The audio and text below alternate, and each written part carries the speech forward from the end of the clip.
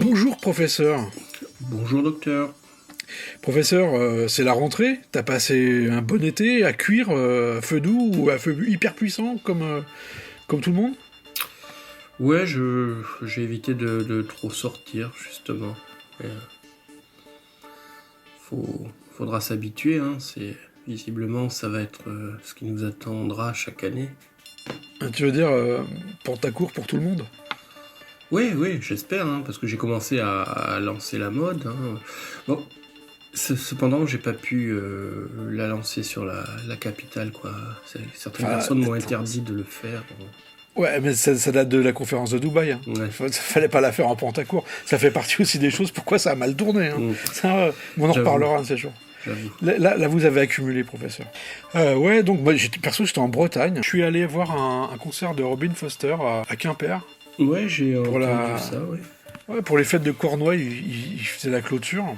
Alors, Robin Foster, c'est... Oui, vas-y, excuse-moi. Non, j'allais te demander de nous parler un peu de Robin Foster, parce que tout le monde ne le connaît pas forcément. Moi, le premier, je ne le connaissais pas avant que tu m'en parles. Alors voilà, Robin Foster, c'est un musicien anglais qui bosse, qui travaille, qui vit en Bretagne, qui vit à Camaret-sur-Mer, en Bretagne, dans le Finistère. Et il est là-bas depuis, ça doit faire, 25 ans qu'il vit en Bretagne. Il fait des disques de rock, assez instrumentaux, mais c'est du rock. Il collabore avec le chanteur d'Archive. Et puis, il fait aussi de la musique de film. Donc, il a fait des musiques de films genre Metro Manila ou Ghost. Enfin, ça commence à... C'est bien. Enfin, je pense que ça part bien pour lui. Je t'arrête. Enfin, je te coupe. On parle pas du Ghost de The Cure, composé par Maurice Jarre. Avec Patrick Swayze. Ouais, donc je suis allé à ce concert, et puis à la fin, en bonne petite groupie que je suis... je suis allé lui acheter un vinyle que j'avais déjà en CD et qui m'a dédicacé. Je suis super content, hein. Franchement, voilà quoi, super. Et je lui ai demandé s'il était ok pour une interview sur la musique de film, tant que j'étais là-bas en vacances en Bretagne. On s'est mis d'accord, et moi j'étais à 100 km d'où il était. Et puis 4-5 jours après, je suis allé le rejoindre à Camaret-sur-Mer un matin, il faisait très très très très chaud. Et puis on s'est attablé à une terrasse sur le port de Camaret. Ça s'appelle le Cocoon. C'est assez marrant comme. Voilà, on pense à James Horner évidemment tout de suite. Évidemment. Et en vrai, je savais qu'il était fan de musique de film aussi parce qu'il a une page. Il a une page Instagram en fait où il met pas mal de pochettes de disques qu'il a, dont Le Trou Noir, dont L'Empire contre-attaque par Charles Gerhardt. Enfin, des choses assez pointues quand même. Et voilà, je me suis dit, c'est peut-être l'occasion de rencontrer quelqu'un qui vient du rock et qui fait de la musique de film. Et à mon avis, il va se diriger de plus en plus vers ça, sans quitter le rock. Et qu'il soit pas non plus Hans Zimmer. Voilà, j'allais te poser la question, parce que quand on dit rock, musique de film, forcément, on pense à Monsieur Zimmer. Et... on peut penser pour ceux qui ne connaissent pas Junkie Robin XL Foster aussi. Et son style, tu le comparerais à qui pour donner des pistes? Alors déjà, il est clairement inspiré par lui-même, c'est-à-dire que quand il fait un disque de rock et qu'il fait une musique de film en même temps, tu sens que ça se répond. Tu vois, tu sens qu'il y a il y a des musiques de film qu'il n'aurait pas pu faire de la même manière s'il l'avait fait 3 ans plus tôt. Mmh. Et c'est assez atmosphérique. Il aime bien les mélodies.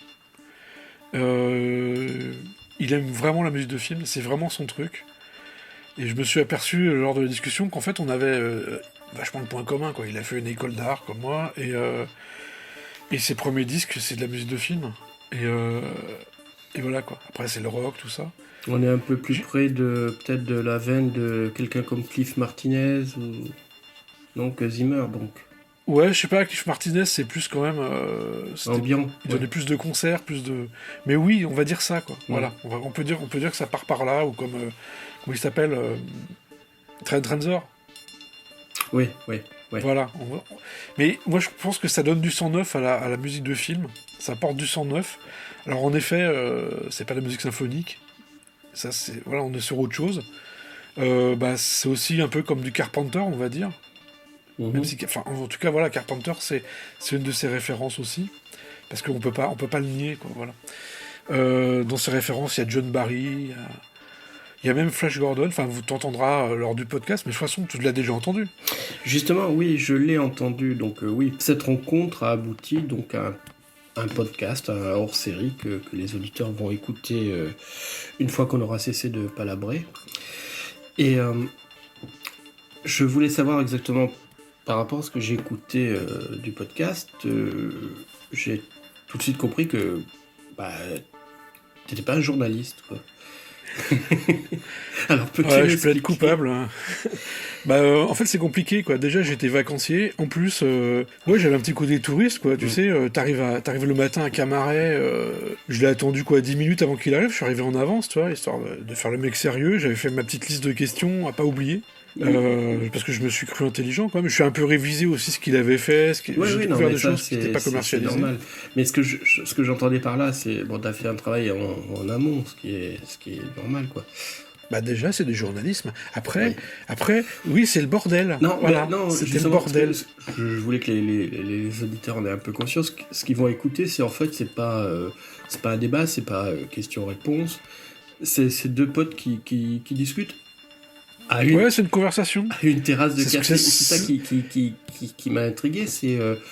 Et toi qui es assez pointu sur le son, tu rencontres quelqu'un à une terrasse de café avec les bruits ambiants de partout, quoi. Mais enfin, j'avais qu'un petit zoom avec moi et j'avais pas de micro-cravate. Et je t'avoue, quand on a démarré le podcast, au tout début, il y avait personne. Le peu de personnes qu'il y a, d'ailleurs, tout le monde se dit bonjour. C'est ça le rapport à Twin Peaks, justement, quand il en parle. Tout le monde se connaît. C'est vraiment le bout du monde, Camaret. Tout le monde se dit bonjour, tout ça, et puis au bout d'un moment, t'as des clients qui viennent, qui s'installent, t'as des gens qui viennent le voir, parce que là-bas, c'est un peu la vedette locale.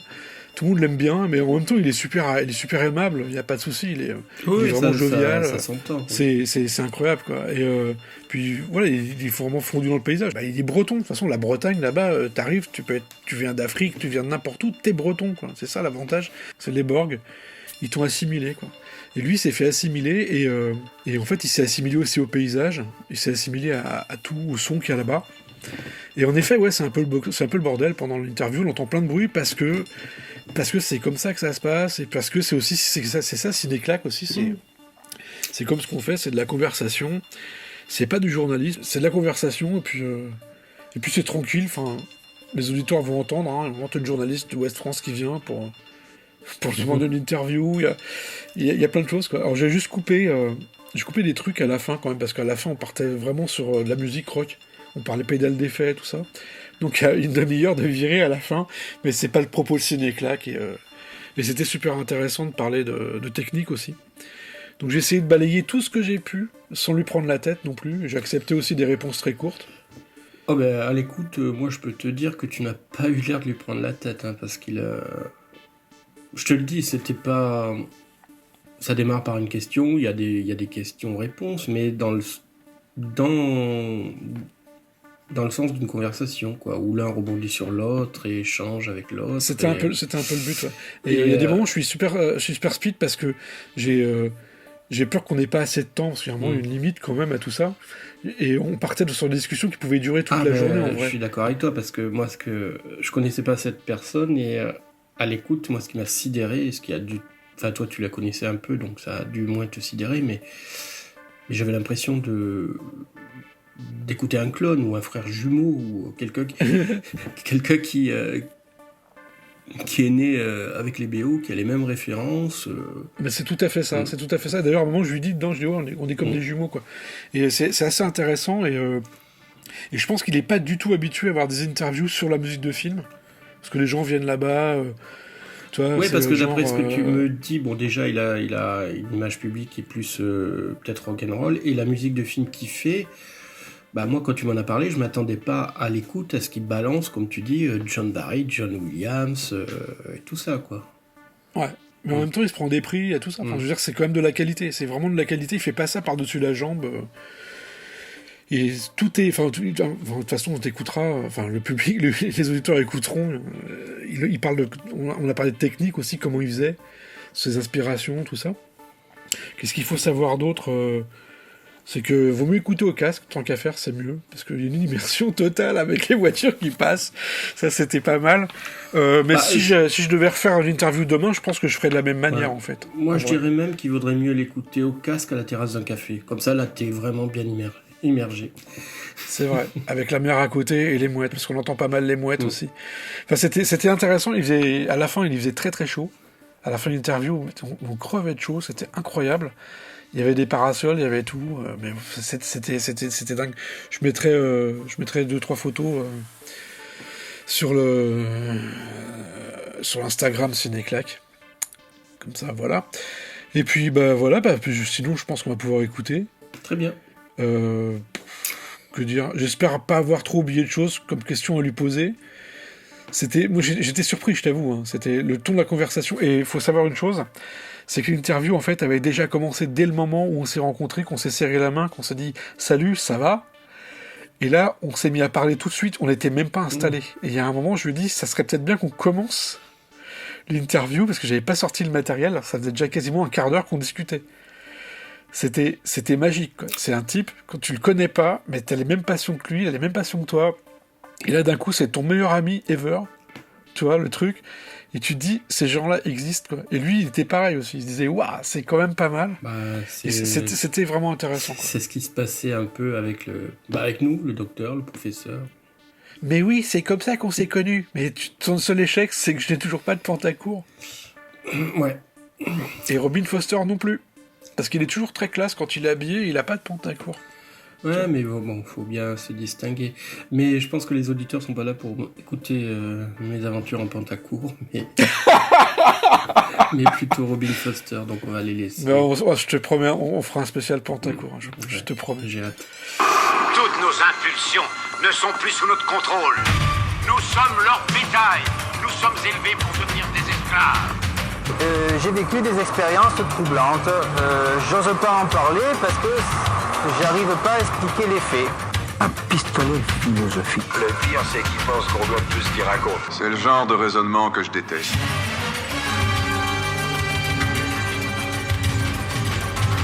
Robin Foster, bonjour. Hello. Camaret. Hello. Merci de m'avoir reçu, parce que c'est bien pour le podcast de Cinéclac. Non, je vais recommencer, je me suis planté. Je suis quand même intimidé, il faut que tu saches. Cinéclac. Mais non, mais bon, ouais, Cinéclac. C'est Cinéclap ou Cinéclac? Cinéclac, c'est du ciné et des Ouais. claques. Parce que clap, ça aurait été. Bah, en fait, ouais, mais non. On dit clap. On n'a pas voulu faire ça. On s'est dit, claque, c'est plus marrant, quoi. Mais tu devais garder ça, tu devais commencer avec tout ça. Ouais, mais. C'est un bon début, ça. Ouais, d'accord, bah, je vais garder ça. Ouais. Ouais, garde tout ça. Ok. Ouais, donc, tu viens d'Angleterre. T'es Yes. là depuis 25 ans, c'est ça? Ici? Ouais. Ouais. Ouais. Il y a presque 25 ans, presque la moitié de ma vie. Et au niveau de ta formation musicale, t'as fait une école de musique ou Non, pas du tout. Tu t'es lancé dans le rock comme ça? Non, pas du tout. Je sais pas. Je pense que c'est ma grand-mère qui m'a mis au piano un petit peu et ma mère qui m'a mis à la guitare. D'accord. Et les musiques de film, surtout. À quel âge les musiques de film? Ah, tout de suite. J'écoutais les musiques de film avant de voir les films. Parce que mon père avait des vinyles. C'est très facile. Mon père avait 2-3 vinyles d'Ennio Morricone que j'ai écoutés quand j'avais, je sais pas, 3 ans, 4 ans. Et dès que j'ai vu Star Wars, j'ai eu le BO de Star Wars. Après, j'ai eu tous mes jouets de Star Wars. Et quand j'ai joué avec tous mes jouets de Star Wars, que j'ai toujours dans un grand placard.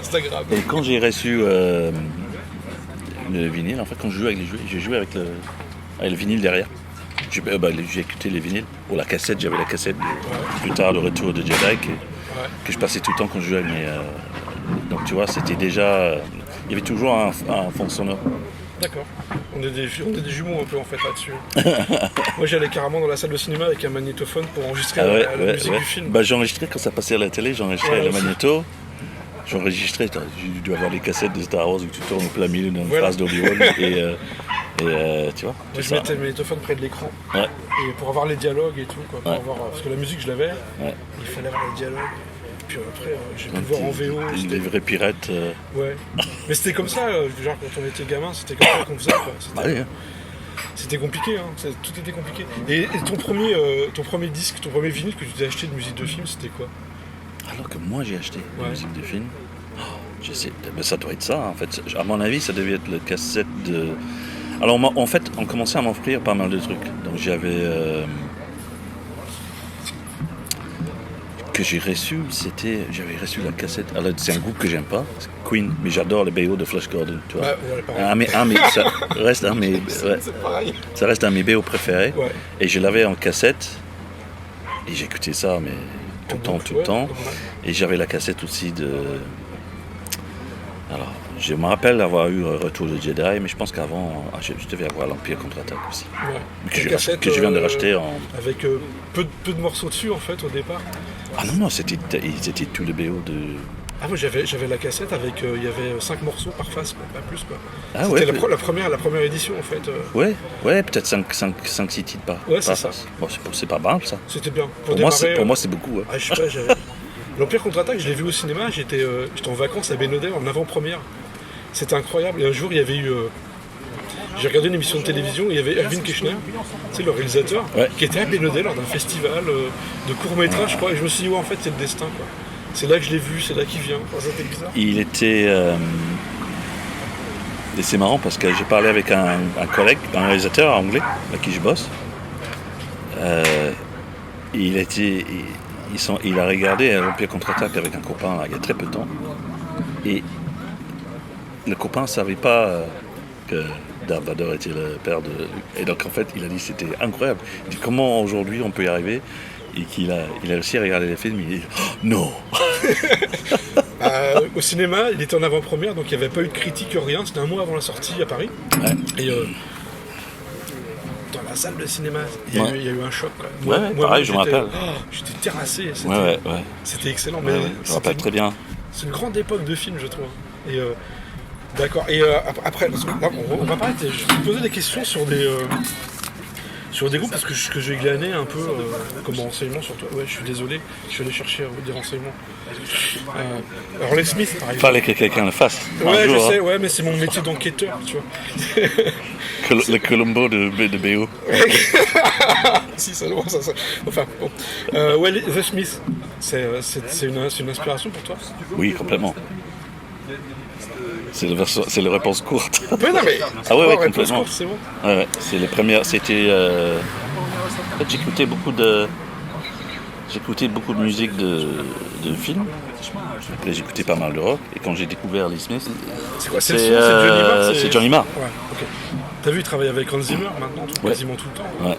C'est bien ce qu'il fait, je trouve. J'avais. Je sais pas, les gros monuments, tu sais, tu peux les couper. Tu sais, musicalement, dans la vie, t'as 2-3 trucs qui arrivent. La première, c'était les musiques de films. Ouais. La deuxième, c'était Johnny Marr et Robert Smith, je dirais, en même temps. Ouais. Et The Edge. Donc, les guitares, mes 3 premières grandes influences, je pense. Et les Pixies, tout ça. Oui, normal. La même Après, musique musicale, j'hallucine. Ouais. Bah, c'est l'époque. Hein. Ouais, je crois. Oh, on n'était pas obligé à l'époque. Moi, quand j'écoutais Cocteau Twins, il n'y avait personne qui écoutait Cocteau Twins. Hein. C'est qu'il habite. Robin Guthrie habite à côté de Rennes. Hein. Oui, avec Brandon Perry. Ouais. Ah, je sais. J'étais scotché quand j'ai appris ça. Je suis fan depuis. Bah, c'est des grands. Il n'y a pas eu depuis. C'est pour ça on revient toujours. On revient à ce qu'il y a de. Oui, ils ont créé un genre en fait. Ils ont créé un. Ouais. Ah bon. Donc justement, je vais te parler des Dismantle Coil. Est-ce que c'était une. Mon anglais il est pourri, hein. Je suis désolé. mais moi j'ai pas été. Ça c'était à la même époque que tous les. Bah, en fait j'étais chez 4AD ça. Ouais. Tous les groupes de 4AD en fait on écoutait avec mon frère. Mon frère plus âgé que moi. Ouais. Et lui il était grand fan de Dismantle Coil, Dead Can Dance, tout ça. Cocteau Twins, et moi c'était plus le côté Pixies, Lush, Pale Saints, tu vois. En fait. Ouais, moi c'était plus le côté guitare, et lui c'était plus de côté intellectuel, je dirais, de 4AD, hein, parce qu'il y avait un côté très, je dirais pas gothique, mais un côté très... Sophistiqué. ouais, mais tu vois, c'est comme, je peux dire que, moi j'écoutais Lush, Pale Saints, tout ça, et puis j'ai lisé Batman ou Spider-Man et tout ça, et mon frangin, c'était This Mortal Coil, Dead Can Dance, et il lisait Sandman et tout ce qui était Neil Gaiman et tout ça. Donc tu vois, c'est le côté... mon frère, c'était plus le côté obscur que moi, en fait. Tu vois, mais j'écoutais par l'intermédiaire de lui, en fait, du tout. Hein. Tout ce que j'écoutais musicalement, c'était... Mais ça t'a influencé de toute façon, ça s'entend dans les sons, dans les reverbs, dans tout ça. Ouais.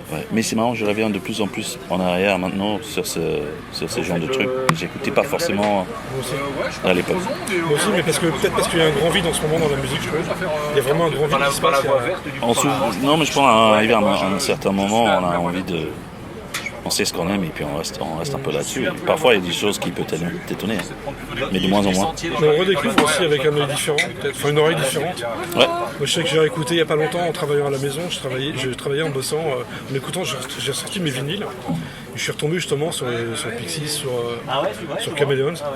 Chameleons, je vais les voir dès qu'ils passent à Paris tout le temps. Et, ils font des petites salles, mais c'est toujours génial. J'ai été voir les Pixies pour la sortie de Bossa Nova. Ouais. Et c'est marrant parce qu'à la même... C'était juste avant ou juste après, dans la même période, parce que j'habitais pas loin de Manchester en fait. Et avec mon tout premier groupe là, quand j'avais 16 ans, on allait tous les week-ends à Manchester. Et tu voyageais 5-6 ans en avance quoi, toi. Quand tu partais de la ville à là-bas. Et un jour on était dans en fait il y avait plein de magasins, c'était comme des marchés intérieurs. Et c'était que des affiches des groupes. Et c'était vraiment la grande époque. Quoi. C'était que des affiches des groupes.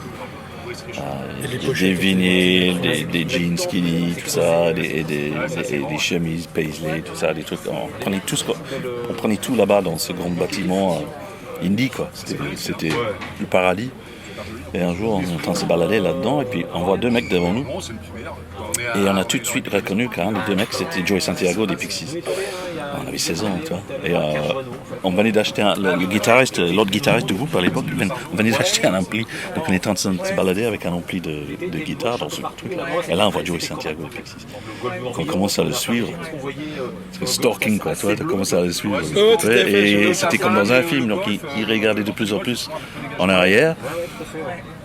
Et là, il voyait qu'on le suivit, donc il commence à accélérer. Et puis à un moment donné, il part à moitié en courant, il disparaît dans un magasin, et il l'a perdu. On s'est dit merde, on n'a même pas dit bonjour. Et on s'est rendu compte après qu'en fait, il n'était pas tout seul.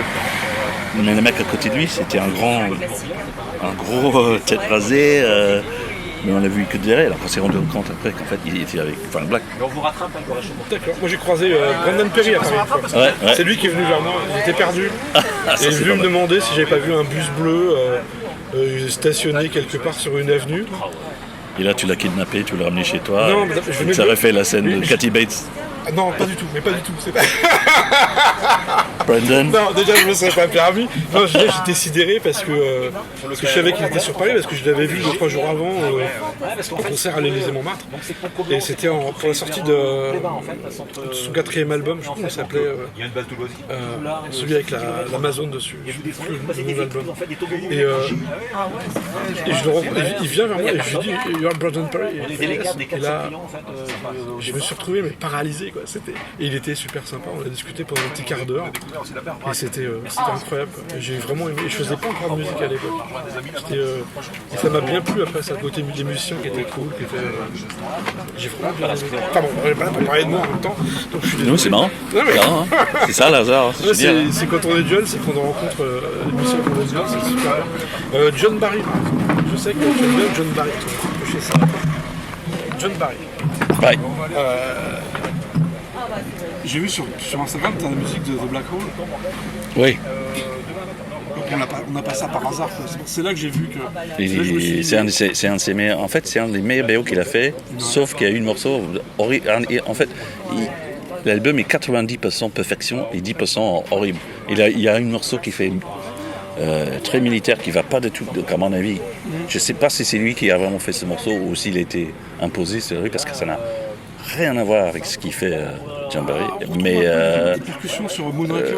oui, mais c'est vraiment, c'est pas que ça, c'est vraiment, c'est un truc, on dirait Marty un fanfare quoi. Mais le reste des BO il est magistral. C'est là que parce que je me suis dit, on connaît tous James Bond, tout ça, tout ce qu'il a fait, South Africa, mais Black Hole, c'est quand même. C'est marrant, il y a un autre film que je trouve pas, et c'est marrant, il y a un autre film qu'il a fait qui était beaucoup plus récent, et je me rappelle pas ce que c'était. Et je m'en veux parce que j'adorais, c'était un BO qu'il avait fait, ça devait être dans les années 90. Il est mort quand John Barry, il y a 20 ans. Ouais, il y a 15 ans, je pense. 15 ans, ouais. Donc c'est un des derniers qu'il a fait. Je me rappelle pas ce que c'est comme film. Et je me suis dit, il faut que je trouve ce BO-là, mais je me rappelle pas ce que c'était comme film. Donc il faut vraiment que je regarde. Il faut que je prenne le temps d'aller regarder à nouveau son page IMDb là, parce que on sait tout de suite quand c'est lui. Quoi. Oui, il y a une texture dessus, quelque chose de. Ça fait longtemps en plus. Depuis le début, il y a quelque chose avec les instruments à cordes qu'il arrive à faire. Et il est constamment piqué quoi. Tout le monde pique un peu de lui. Tout à fait. Ah oui, c'était samplé. Mais tout le monde qui prend de lui, ils font des bonnes choses. Donc, tu vois, il y a des groupes. Oui, c'est un peu comme la Lochifrine, il était samplé dans tous les coins. Ah ouais, non, mais je veux dire qu'il pique les les idées, tu vois. Il y a des. Même dans le radio, il y a beaucoup de John Barry et Goldfrapp surtout. Goldfrapp. Oui, et il y a énormément. Tout le monde a dit Ennio Morricone, mais moi je voyais plus John Barry en fait. Ah, dans Goldfrapp, c'est. Je dirais beaucoup plus John Barry. Ouais, carrément. Mais bien fait d'ailleurs. Mais on le sent bien. Ouais, j'avais donc John Carpenter comme influence. Ouais. Mais ça, je pense que. J'ai racheté tous ces vinyles pendant le confinement. Ah ouais? Parce qu'ils n'arrêtent pas de les ressortir en vinyle. Je les ai tous jusqu'à The Mouth of Madness. Ça j'ai pas. Moi j'ai des BO de ces bons films. C'est pas mal. Des fois, il fait des films moyens, mais des bonnes musiques. Ouais. J'aime bien. Enfin, j'aime bien. Je suis allé le voir en concert il y a 5 ans. Et franchement, dans la salle, les gens venaient parce que c'était tous des cinéphiles, plus que des mélomanes. Quoi. C'était bien. C'était. J'ai son album où il a repris tous ses thèmes avec son fils. Ouais, c'est ça. Ouais, le blond là, Anthems. Il a fait 3 albums en fait. Ouais, mais il a fait les Lost Themes, donc ça c'est des compos. Mais il a fait une autre aussi où il rejoue. Oui, je l'ai. Le blond là. C'est génial. Ouais, non mais de toute façon, je peux pas juger John Carpenter parce que quand je me suis mis à faire de la musique, j'ai composé à la basse au début, je suis appris tout seul. Donc c'était le plus facile, c'était de reprendre soit comment ça s'appelait, Sister of Mercy ou John Carpenter. Donc je composais tout comme ça. C'est assez c'est des pulsations quoi. Là, c'est des gens qui ont créé des styles. John Carpenter, John Barry, Ennio Morricone. On cite souvent les mêmes parce que c'est beaucoup plus. Ils ont beaucoup plus leur empreinte beaucoup plus présente, je trouve, que la plupart des BO. Tout à fait. Hans Zimmer, on peut dire, maintenant on sait quand c'est Hans Zimmer aussi. Hans Zimmer, je trouve qu'il a fait vraiment évoluer beaucoup de choses. Ouais. Et d'un autre côté, il était tellement pillé. Il y a un côté Hans Zimmer que je trouve qui est. Déjà, il vient du rock. Ouais. Et il y a un côté qui est vraiment original. Il a vraiment donné un coup de jeune à la musique. Et d'un autre côté. Très commercial. Ouais, c'est devenu une sorte d'obligation de faire du Hans Zimmer. Et je trouve ça un peu. Mais moi, souvent, quand on me demande de faire des musiques pour les films ou pour les trucs de télé, tout ça, souvent, en fait, t'as les musiques pour t'influencer, quoi. Donc, ils vont te donner quelque chose, voilà. Le temp, ce que l'on appelle le temp. Et souvent, c'est en fait, c'est les mêmes choses qui arrivent. D'accord. Et ça peut être très problématique parce que t'as pas envie de faire du copier-coller du. C'est la musique temporaire en fait. Ouais, ils t'envoient des. Mais parfois ça peut marcher dans ta faveur aussi. Je te donne une très super histoire. C'est que un jour je reçois un coup de fil de journaliste avec qui je venais de bosser sur. Je sais pas quelle année c'était, on devait être sur le deuxième film là, on venait juste peut-être de finir le deuxième film, il m'appelle, il dit hey, appelle ton ton agent, hein, parce que j'ai un pote qui bosse sur le film d'Angelina Jolie. Et c'est que la BO de Metro Miller qu'elle a mis sur le film, c'est partout. C'est que la BO de Metro Miller pour son version, pour faire son premier edit à elle. Quoi. Et je dis ok, ah oui. Et effectivement, très peu après, on a eu un appel, mon agent a eu un appel de quelqu'un de l'entourage méga fermé d'Angelina Jolie qui voulait savoir si j'étais dispo entre, je sais pas, mai et juillet pour faire le BO de son film qui était sorti. D'abord, ils ont tué mon père, c'est le film qu'elle avait fait sur le Cambodge. D'accord. J'ai pas vu celui-ci. Non. Je suis d'après, avec les pompiers. Je l'ai pas vu non plus.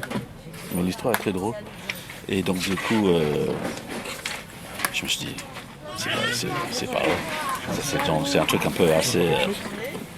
Ouais, je reprends bien un Robin Coffee. Thank you. Je prends un café avec un verre d'eau.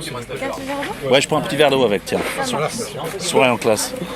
Et donc, elle a monté son film avec ce musique. Ouais. Et après, ils m'ont demandé si je suis dispo pour le faire. Donc moi j'ai dit oui, je suis dispo. Et en fait, mon agent a dit ne sois pas étonné qu'il prend. T'es pas assez grand en fait. Ils vont prendre. Commercial. Et ils ont pris. Je me rappelle jamais son nom là. Un des plus connus en plus pour le faire. Et du coup j'étais axé du truc. C'est dommage, hein. Mais ça finit pas là. D'accord. Donc j'étais dégoûté. Tu peux bien imaginer, j'étais bien dégoûté. Et là, d'un coup, je dirais un mois après, on reçoit un coup de fil. Ouais, elle aimerait bien acheter un des petits morceaux de Metro Miller. Et donc on a dit, ok, bon, un morceau de 1 minute, on l'a bien vendu quand même. Et une semaine après, elle veut acheter une autre. Et là, on a dit, bah là, et là, du coup, on a dit, voilà, du coup, le deuxième, elle a acheté 3 fois plus cher que le premier. Mais elle aurait pu acheter Robin Foster entièrement pour avoir la musique, finalement. On lui a fait un peu raquer, pas pour se venger, mais c'était du n'importe quoi. Donc finalement, ça l'a coûté presque aussi cher juste d'avoir 2 morceaux que ça l'aurait coûté pour avoir le B entier. Justement, là, je voulais te poser la question. Donc, tu as un agent, d'accord? Ouais. Mais pas en France. Hein. J'aimerais bien en trouver un. Mais j'en ai pas en France, en fait. Et quand tu fais un contrat pour une musique de film, tu touches des droits? Comment ça se passe? C'est comme quand tu fais des disques, c'est la même chose? Ou tu as une session de droit? Est-ce que tu as une... ça dépend, en fait. Ça dépend du contrat. Ça dépend si tu arrives à négocier pour garder tes droits. Ouais. Ce que j'essaie toujours de faire. Hein. Ou sinon, tu vends tes droits et tu montes le prix. D'accord. Okay. Ou souvent, c'est moitié-moitié. Alors, comment ça se passe comme avec les maisons de disques. Tu finis par faire avec un... Ils ont souvent des éditeurs et c'est toujours des... Il y a beaucoup d'argent qui passe, il y a beaucoup d'argent que tu vois pas aussi. Je sais, je connais un peu. J'ai fait de musique pour une web-série. À la fin, ils m'ont payé en ordinateur. Donc voilà, quoi. J'ai tout laissé. Ils m'ont payé avec des ordinateurs. Après, mais il y a aucune prix en fait. Il y a aucune règle au niveau des prix. D'accord. Quelqu'un peut te proposer 1 000 € pour quelque chose. Non, mais justement, mais c'est ça qui est dingue, c'est que quelqu'un peut te proposer 1 000 € ou il peut te proposer 100 000 € et en fait tu sais pas. Et tu n'as jamais à quoi te baser en fait. Hein? D'accord. C'est un truc. Parfois ça peut être beaucoup pour très peu et parfois ça peut être très peu pour beaucoup. Donc merci. Hein. Et les gens t'appellent ils t'appellent? Ouais. Soit moi, soit s'ils veulent, ils essayent de m'avoir, sinon ils passent par d'autres personnes. Et à quel moment de la production ils t'appellent? Est-ce qu'il y a eu des réalisateurs avec qui tu as travaillé depuis le début? C'est-à-dire qu'ils étaient au stade du scénario? Souvent. C'est vrai? Ça, c'est mieux quand c'est comme ça. Oui, j'imagine, ça va être confortable. C'est mieux quand c'est comme ça, mais ça peut être que tu arrives aux dernières minutes parce que quelqu'un n'a pas pu le faire, ou ils n'ont pas eu qu'ils voulaient, ou ils n'ont pas réfléchi, ou ils se sont rendus compte qu'ils avaient oublié. Donc ça peut être très peu de choses. Ils peuvent oublier la musique?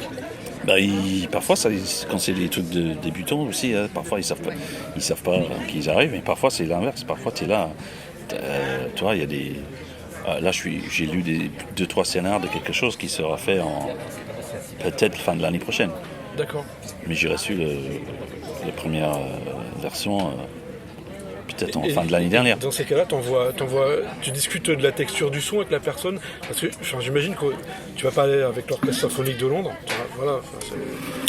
Et c'est pas ce genre de musique-là. Enfin, si. Non, tu es capable de composer avec. Non. Je sais pas en fait.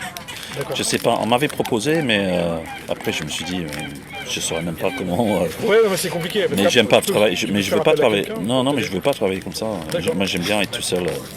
Ok, c'est un point de vue d'artiste, moi j'aime bien, je trouve que c'est pas mal. Donc des fois on te donne de la musique avec des tom tracks, enfin de la musique temporaire qu'il y a dessus. Et c'est quoi les délais à peu près ça varie tout le temps ou comment les délais. Ça se passe les délais. On te dit toujours... On te donne toujours une idée quand ça va être 3 mois. Toi, la dernière fois, on m'a dit que c'était 3 mois. Ça a duré 2 ans. Parce qu'ils ont fait des reshoots et tout ça. Ils ont changé tellement de trucs. Je pense qu'il y a très peu de ma musique qui a réellement arrivé sur le film. Et tu fais beaucoup de musique et est-ce que tu fais... quand j'en ai fait, j'ai fourni à peu près 3 heures de musique parce qu'il y avait beaucoup de musique d'ambiance derrière aussi. Et à la fin, ils en ont utilisé 1 heure en fait. Voire moins. Oui, complètement. Et donc il y a des morceaux inutilisés que tu envoies. C'est par exemple Anthropoid, il y a une scène qui dure 9 minutes. Ouais. J'ai dû faire la même scène 17, 20 fois. Quoi. Je pense que c'est 17 fois. D'accord. Donc, tu vois, rien que cette scène-là, ça peut-être 26. Et sur Metro Manila, à la fin, tu travailles avec Emiliana Torini. Ouais, ça c'était la dernière minute. D'accord. Et c'était juste, on avait déjà fait le morceau avec Dave. Oui, le réalisateur, il le connaît. Il dit, est-ce que ça te dit de faire une version avec Emiliana? Et donc on a fait 3 versions. On a fait la version originale avec Dave, et Dave Penn, que c'était en fait qu'on avait fait au début du film, et qu'enfin on avait pris pour le thème du film. Donc ça c'était le bonheur, parce que du coup on n'a pas eu trop de musique temporaire, on a eu ça déjà, donc on a pu faire, on a pu utiliser ça. Après il y a eu la version avec Emiliana Torini, et on a fait une autre version où ils sont tous les deux. Je t'avoue, j'ai découvert il y a peu de temps, j'ai découvert l'année dernière le Metro Manila en musique. Et Emiliana Torini, à la fin, moi je l'ai vue en concert, je suis tombé amoureux d'elle en concert, c'est obligatoire. Elle est super gentille. Elle est vraiment gentille, tout à fait. Et je connais ce qu'elle fait depuis elle était dans... C'était quoi son groupe au début? Gus.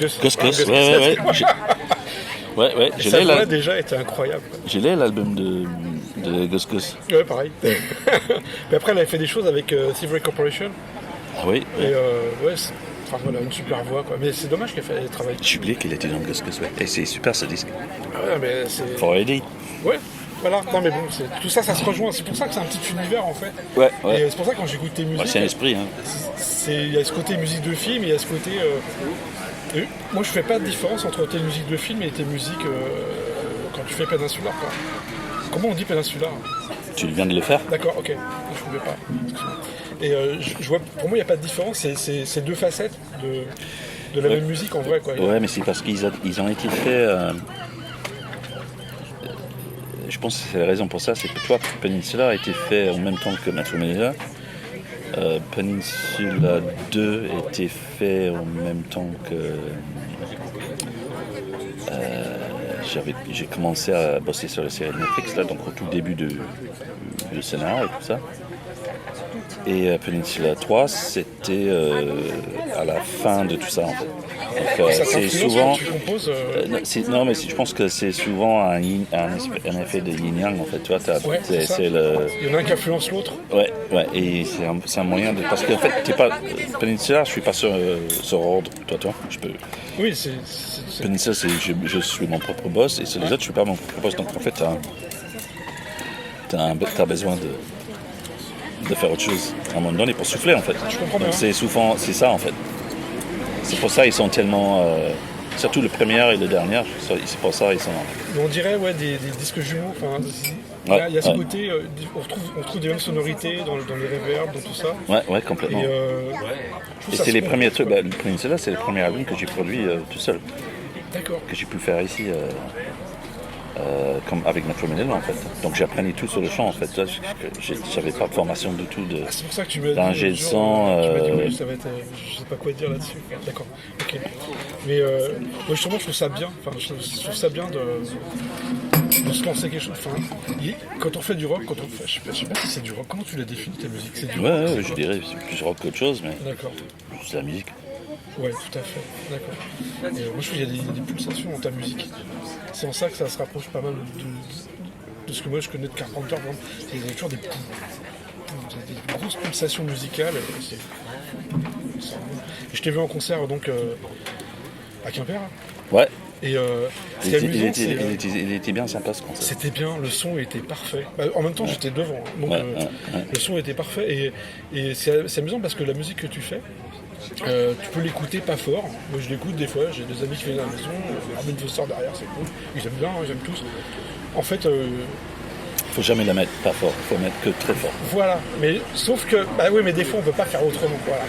Et quand on l'écoute fort, c'est deux musiques différentes en fait. Ouais. Il y a une musique ça fait une sorte de paysage sonore, et il y a une musique, dès qu'on met le volume, ça devient bien rock et bien noisy. Et là en concert, il y a des passages, c'est tout ce que j'aime. Il y a des guitares qui hurlent. C'est pas assez long les morceaux d'ailleurs. Il y a des morceaux. C'est ce qu'il me dit toujours. C'est ce qu'il me dit toujours Darius Killer. Il dit toujours j'aime bien, mais dès que je suis dedans, c'est fini. Voilà, c'est ça. Il y a un côté. Mais en même temps. Je lui dis lui il fait des morceaux à 17 minutes, donc je peux pas lui. Je vais pas mettre en compétition avec ça non plus. Hein. J'ai bien aimé, le bassiste il est cool. J'ai mon gamin qui s'est mis à la basse là. Il a 16 ans, il s'est mis à la basse cette année. Je sais pas ce qu'il lui a appris. Il a pris la basse, il s'est mis à jouer. Boulot pour la vie ça. Mais j'espère qu'il va continuer quoi. Et là il a bien flashé quoi. Il était bien. C'est la première fois qu'il faisait attention à un instrument. Il était avec toi? Il était plus derrière, il était avec sa mère. Derrière, quoi. Il voulait pas venir devant parce qu'il m'a dit je vais avoir le son des enceintes. Moi je dis je vais avoir le son des instruments qui est sur la scène. Parce que quand on est juste devant, en fait on a ce qu'il y a sur la scène quoi. Et ça envoyait vraiment bien. Une bonne balance. Quoi. Il y a plus de volume sur scène que dans le. Il y a plus de dB sur scène souvent que sur. Que dans Façade. Ouais. On m'a dit qu'en Façade c'était fort. Ouais, mais en fait on restait dans les. On dépassait pas les limites. Hein. Il y avait plein de gens. J'étais dans les rues de Quimper. Ça envoyait dans les rues, quoi. Ça rebondissait partout sur les murs. C'était énorme. Quoi. Ça c'est bien. Ouais, mais c'est le rock. Ouais. Mais c'est ça le vrai. Mais c'est ça le rock. C'est exactement ça. Ouais, c'est ce qu'il faut. C'est bien. Je suis pas sûr que ça arrive souvent dans ce genre de festival. Hein. Je sais pas, il y avait pas mal de variétés sinon quoi. Enfin, c'est une musique de variété. Ouais, mais puis c'est très. J'étais content, hein. C'est très. Brésil en fait. Hein. Mais c'est des pointures, hein. C'est des très bons. Ouais. Tout est très bon, mais je me trouve un peu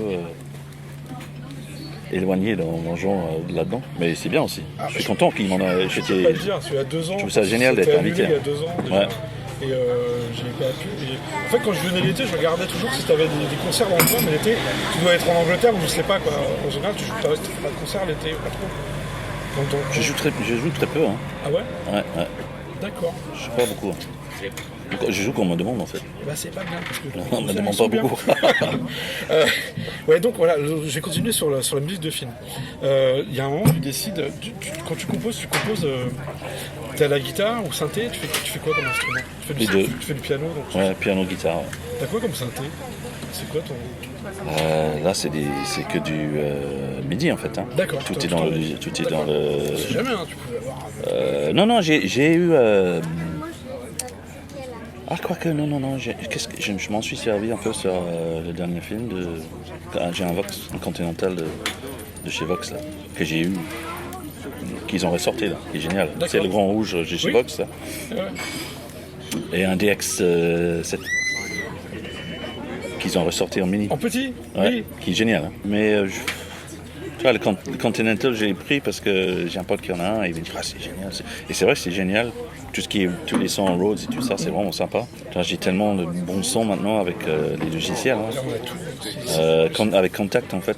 Ça, c'est ce qu'on m'a conseillé il y a quelques années d'installer Kontakt. Donc, c'est ce qu'ils utilisent pas mal de gens pour les films et tout ça, parce que tu peux avoir des orchestres, tu peux avoir des pianos. C'est vraiment des super. Les pianos que tu peux avoir avec Kontakt, c'est des vrais pianos samplés et c'est incroyable.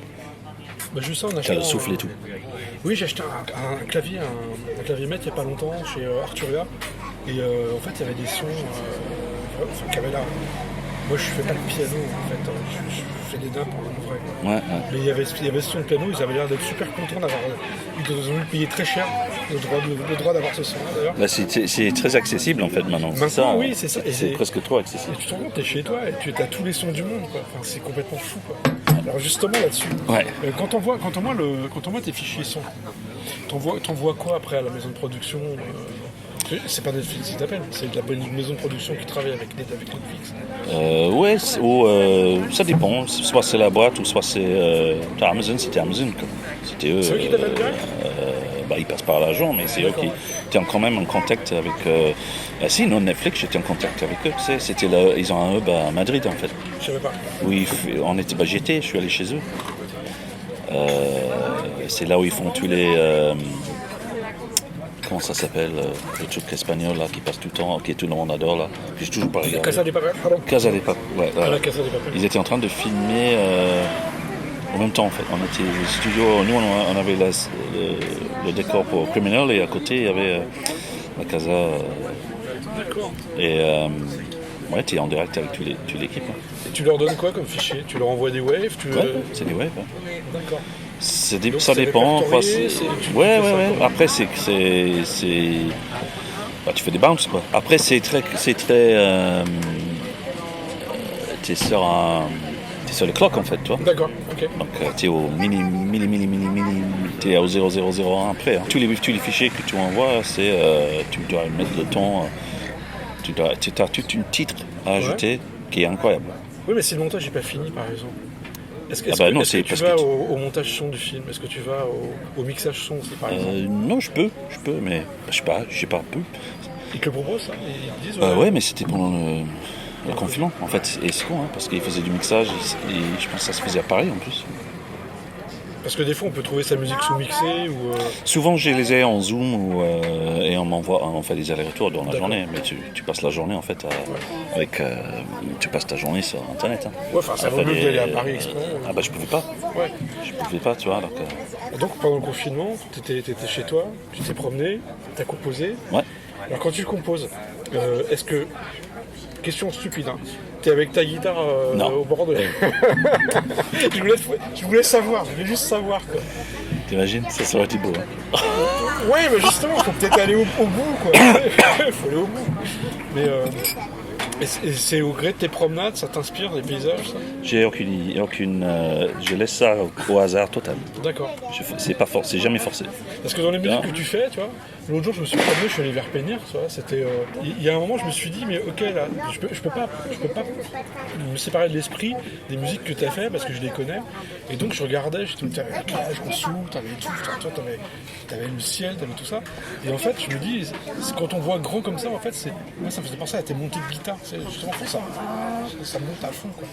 Et je trouve que ça illustre totalement. La première musique que j'ai écoutée de toi, c'était, je crois, c'est Apissade. Et c'est le premier morceau avec Alcox au début. Et j'étais en région parisienne, hein, j'étais en voiture. Je ne connaissais pas du tout. Enfin, tu vois, je suis pas on m'avait passé. Et moi j'ai visualisé la mer. J'ai visualisé. C'est une des premières que j'ai. En fait, j'avais commencé cet album, j'ai habité encore à Brest. Et après, on s'est installé ici et j'ai quasi refait tout cet album-là a été refait ici je dirais à 60%, l'album a été refait ici, dans Apissade et Sadapi. C'est énorme, j'ai dit, je crois qu'il y a un type qui a fait une musique, je dis c'est la bande originale du Finistère. Souvent en fait, moi c'est la bande originale de mes balades, soit en bagnole, soit à pied. Hein. Mais ça se voit. Donc en fait mais c'est parce que c'est des idées et après tu te balades, tu passes un peu autour et tu te colles à certains endroits, à certaines musiques. Et donc tu rentres dans un cycle où maintenant tu as calé l'endroit à la musique, tu retravailles un peu la musique pour pour que tu... avec ça un peu dans la tête. Mais, Voilà, mais comme tu disais tout à l'heure, tout est en panoramique en fait. moi je trouve que c'est un peu de la peinture que tu fais. Enfin, moi je suis dessinateur Ouais. de formation, je suis pareil. dessinateur. Pareil, je voulais... J'ai fait de la musique parce qu'en dessin, j'avais des trucs à dire que j'arrivais pas à les dire, donc j'ai pris un autre biais. Pareil. Je commençais à prendre des instruments, toi. T'es dessinateur aussi Et... T'es comme mon frère. Mais c'est rigolo. Je voulais faire du BD, Ouais, pareil, mais on n'en vit pas, donc... mais en Angleterre, il y a même pas des... Il y avait une seule école pour le BD en Angleterre, à Cardiff à l'époque. Et après, je suis passé plus dans le photo aussi. Ouais. Je faisais beaucoup de photos. Et après, en fait, je suis allé aux Beaux-Arts. Je suis allé aux Beaux-Arts à 16 ans. Ce que tu pouvais faire au lieu d'aller faire... en fait, au lieu de faire tes 2 dernières années de lycée, tu pouvais les faire en spécialisé dans le Je l'ai fait à Beaux-Arts. Paris. Mais je suis pas allé aux Beaux-Arts, je suis allé à une école qui s'appelle Maximilien Vox maintenant. C'était rue Madame avant. C'est une école d'art en fait. Ouais, voilà, c'est un peu ça, hein. C'est la même chose. Hein. Mes 3 dernières années de lycée, en fait, je les ai passées là-bas à Paris. Ouais, voilà. On apprenait tout, tu vois. On dessinait avec des éponges, des machins. Ouais. C'était surtout ça, mais je vais surtout faire ça parce que je voulais. C'est comme ça que j'ai trouvé mon premier groupe, hein. C'était là-dedans, et puis. Moi aussi. Fumer du shit dans les shots, fumer et jouer, hein. C'était. Et puis rencontrer 2-3 collègues sympas. Ouais, c'est ça. Enfin, Voilà.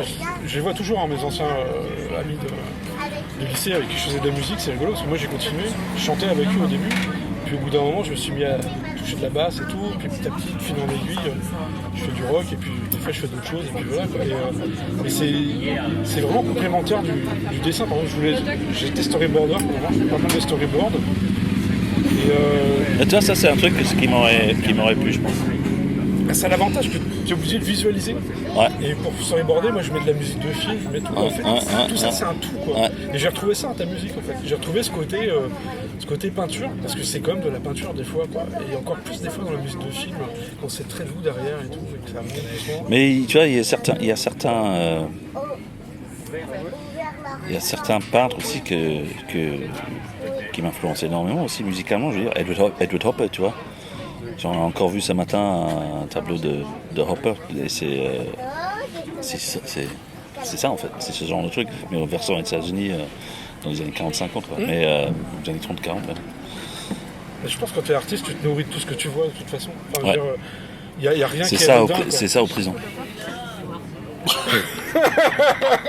Enfin, moi je me dis ça, j'ai essayé en écoutant ta musique, j'essaie de voir comment tu pouvais, par rapport au paysage que j'avais découvert, j'ai découvert ici il y a 4-5 ans seulement. J'ai honte. Ça fait plus de 50 ans que je vais en Finistère, mais j'ai découvert Camaret il y a 4 ans quoi. Mais moi j'habitais à Brest, j'ai découvert Camaret. C'était, je faisais déjà peut-être 6-7 ans que je vivais à Brest, là, sans jamais être venu, et puis c'est en face. Et c'est vrai qu'une fois tu arrives, tu dis putain. Ouais, c'est quand même quelque chose. Hein. Ouais, quand mais on c'est. arrive à la maison, quand on voit la mer, là, Mais il y a beaucoup plus. Visuellement, c'est très. C'est très. C'est panoramique, c'est ouais, très c'est en film. cinémascope. Hein. Mais t'as tout le côté personnel, c'est Twin Peaks, c'est David Lynch. Ils auraient dû mettre au début A Town by David Lynch. Au lieu d'un film by David Lynch, tu mettre A Town by David Lynch, tu vois, à l'entrée là. Oui, parce qu'en plus c'est un peu coupé du monde. Ouais. Tu sais, t'arrives par une route quoi. Donc ouais, je vois tout à fait. Je vois tout à fait. C'est pas du tout. J'ai pas du tout l'impression d'être dans la France. Hein. C'est particulier. Même dans la Bretagne. De tout. Donc. La Camaret, plus que Morgane d'ailleurs, qui est de l'autre côté. Ça Mais n'a rien à voir. Ce Camaret, c'est vraiment particulier. En plus, il y a une structure de. Et l'autre jour, je suis allé à Landévennec, je sais pas si tu connais. Ouais, on avait joué là-bas dans la baie là. Pour le Peninsula 2 là. C'est complètement dingue quoi. Je veux dire, au niveau géographique, tu te retrouves dans des endroits, t'es au bout du monde. En fait, c'est une corne. Enfin, ici, c'est pareil, t'es au bout du monde. Enfin, je trouve ça vraiment bien. Quoi. Ouais. Et en même temps, quand je suis arrivé, j'ai vu que tout le monde se connaissait. C'est pour ça que je me suis dit, c'est comme Twin Peaks. Mais c'est ça, c'est beaucoup plus familier ici. Morgat, il y a des bons trucs à Morgat, c'est très joli, mais c'est pas du tout. Il n'y a pas. C'est plus une station, on va dire. Ah oui, c'est beaucoup plus touriste. Mais j'aime beaucoup parce que les forêts dedans sont pas mal. C'est vraiment super beau. Ah ouais, c'est très très beau. Sinon, j'avais des questions à te poser sur quand tu bosses avec ton groupe. Ouais. Comment ça se passe? C'est toi qui amènes tout? Tu fais les démos, tu fais tout ça? T'amènes Je tout? les envoie l'album et puis on se dit qui va faire quoi. Et tu composes pas avec eux, c'est toi qui composes tout? Ben, on se voit pas assez pour. J'aimerais bien composer un peu avec eux, mais on se voit très peu. Tu vois, surtout avec mon bassiste et mon batteur, j'aimerais bien, mais ils sont à Nantes. Et puis ils jouent avec. Non. Bah, ils jouent avec d'autres groupes aussi. Hein. Ils jouent avec Red Cardel. Ils sont constamment tournés avec Red Cardel. Steven, il est musicothérapeute. C'est ça, hein? Musicothérapeute. Donc il va. Ouais. Donc lui, mais on en parle souvent de faire un truc ensemble aussi avec Steven, parce que là, c'est. D'ailleurs, il serait bien que tu trouves son album. Je vais noter tout ça. Ouais, Steven Prigent, c'est vachement bien. Mais c'est vraiment. C'est similaire, mais on est plus dans un côté un peu à la comment il s'appelle? Nils Fram, tu vois, tout ce côté un peu. C'est tout à piano à la base. D'accord. Et ça, c'est extra. Donc j'aimerais bien en faire plus avec lui. Et puis Gaëtan, c'est pareil, il est avec d'autres gens. Moi, je pensais que vous étiez tout ça, parce que sur scène, non, il y a une vraie complicité, il y a un vrai truc sur scène. Ouais, mais parce que ça fait. Ça fait longtemps que vous jouez? Ça fait très longtemps qu'on joue ensemble. D'accord. Parce que sur scène, franchement, il y a une vraie complicité. Mais J'ai vu des groupes sur scène, ça fait peut-être 15 ans qu'on joue ensemble. Ah ouais, c'est pour ça. Ouais. D'accord. Oui, il y avait vraiment eu un bon feeling, quoi. Enfin, moi, Gaëtan, je commençais avec Gaëtan en 2007. Steven, j'ai dû commencer avec lui en 2009-2010. Tu vois, et Bu, pareil. Et puis Fred, il est arrivé. La dernière fois qu'on est parti en Allemagne, je pense qu'il était venu avec nous. En 2017, j'imagine. Moi, j'étais content parce que les derniers festivals qu'on a fait, il y a toujours eu toujours des chanteurs, en fait. C'est rare que j'ai... Ça doit être une des premières que j'ai fait vraiment sans. Mais c'était pour ça que c'était si bien, je pense, parce qu'on était plus... Bah, t'as fait un album live, il y a tout dessus. Ouais. Mais là, on va sortir un live en... Ah ouais? Ouais, on a enregistré Quimper. Et on avait enregistré... et on a enregistré aussi le mois dernier. On avait fait un concert pour l'Ukraine. Donc on a enregistré aussi. Et je pense qu'on va enregistrer le prochain ici, qui va être tout au bout là-bas. Moi j'ai vu le concert qui était filmé là. Ouais, là, cette année, c'est, tu vois le Gru là-bas? Ouais. Tout au fond là, c'est là. Robin Foster, merci. De rien. Au plaisir de se revoir. Bah oui. Voilà. Bah oui.